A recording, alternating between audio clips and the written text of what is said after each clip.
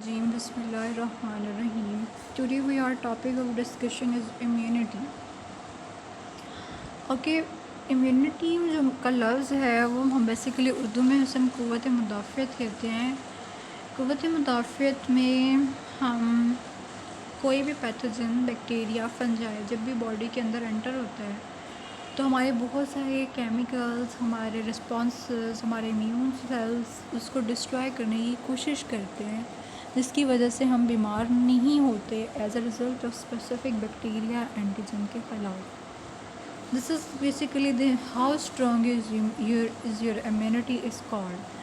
और अगर हमारी वही इम्यूनिटी में हमारे सेल्स काम नहीं करते, bacteria is the more powerful than our immune cells, then we get diseased, तब हम बीमार हो जाते हैं उस स्पेसिफिक एंटीजन के ख़िलाफ़। स्पेसिफिक टर्म को इम्यूनिटी कहते हैं।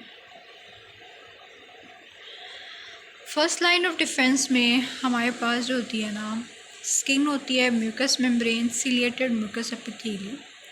सेकेंड लाइन ऑफ डिफेंस में NK cells, fever, inflammation. Third line of defence में humoral and cell mediated immunity. इसको मैं आगे डिटेल में आपको बताती जाती हूँ कि दिस इज़ ये क्या होते हैं।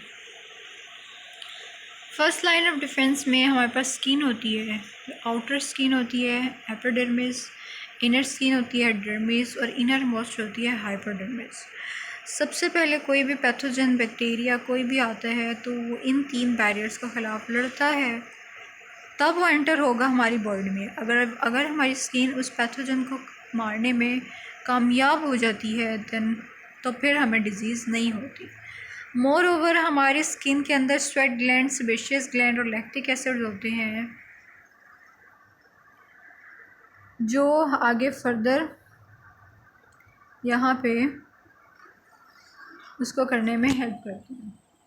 ठीक है, स्वेट ग्लैंड होते हैं, सेबेशियस ग्लैंड होते हैं जो सीबम प्रोड्यूस करते हैं, स्वेट ग्लैंड स्वेट प्रोड्यूस करते हैं, लैक्टिक एसिड की वजह से बहुत सारे बैक्टीरिया किल हो जाते हैं।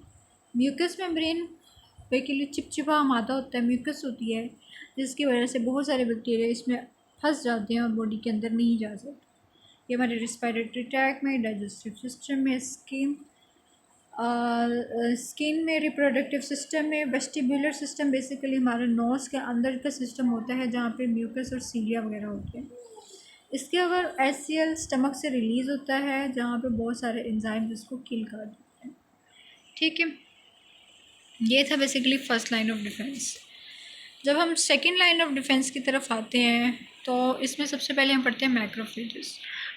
मैं जितने भी अभी आपको फैगोसाइटोटिक सेल पढ़ाऊँगी, आपने उसमें मैक्रोफेजेस में सबसे पहले आपने इनके केमिकल्स को याद रखना है।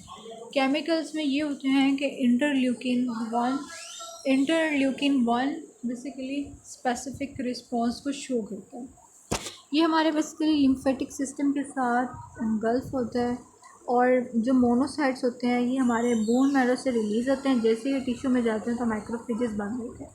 मैक्रोफेजेस की side lymph nodes, kidney, spleen, liver और लंग होते हैं और ये स्पेसिफिक रिस्पॉन्स में काम आते हैं।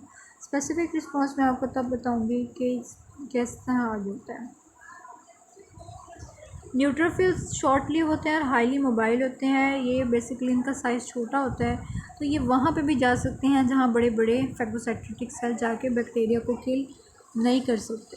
ठीक है, इसका जो आपने केमिकल याद रखना है वो बेसिकली लाइजोसोमल एंजाइम है। लाइजोसोमल एंजाइम आपने याद करना है कि पैथोजन सेल को किल कर देते हैं।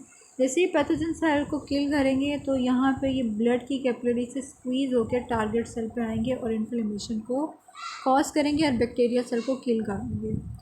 एनके सेल्स जो बेसिकली हमारे पास होते हैं ये हमारे पास साइटोटॉक्सिक टी सेल्स होते हैं। ठीक है, ये साइटोटॉक्सिक टी सेल्स जो होते हैं